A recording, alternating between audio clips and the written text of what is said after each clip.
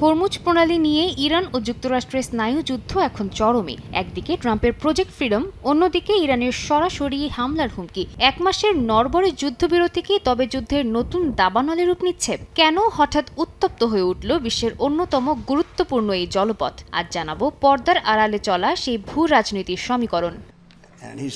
শুরুটা গত সোমবার, যখন মার্কিন প্রেসিডেন্ট ডোনাল্ড ট্রাম্প ঘোষণা করেন প্রজেক্ট ফ্রিডম। লক্ষ্য হরমুজ প্রণালীতে আটকে পড়া বাণিজ্যিক জাহাজগুলোকে মার্কিন পাহারায় বের করে আনা। কিন্তু তেহরান একে দেখছে সার্বভৌমত্বের উপর আঘাত হিসেবে। ইরান সাফ জানিয়ে দিয়েছে তাদের জলসীমায় মার্কিন যুদ্ধজাহাজ ঢুকলে ফল হবে ভয়াবহ।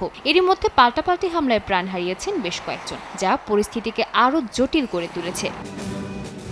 যুদ্ধে নিজেদের পাল্লা ভারী বলে দাবি করছেন ট্রাম্প। ইরানের ওপর চলা মার্কিন নৌ অবরোধকে তিনি ইস্পাতের মতো শক্ত বলে অভিহিত করেছেন। তার দাবি ইরান সামরিকভাবে প্রায় ধ্বংসের পথে এবং তারা এখন চুক্তি করতে মরিয়া। তবে মুদ্রার উল্টো পিঠ বলছে অন্য কথা। বিশ্লেষকদের মতে হরমুজ প্রণালী ইরানের দর কষাকষির প্রধান অস্ত্র। এখান দিয়ে মার্কিন জাহাজ নির্বিঘ্নে চলাচল করতে পারার অর্থ হলো শান্তি আলোচনায় ইরানের শক্তি কমে যাওয়া।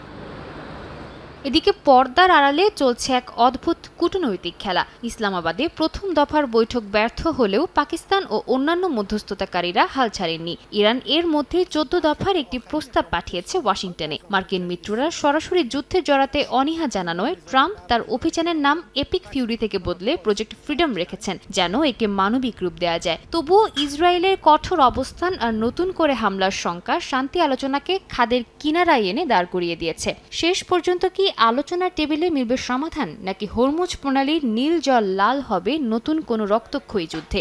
উত্তর দেবে সময়। সাদিয়া তাসনিম, সময় সংবাদ।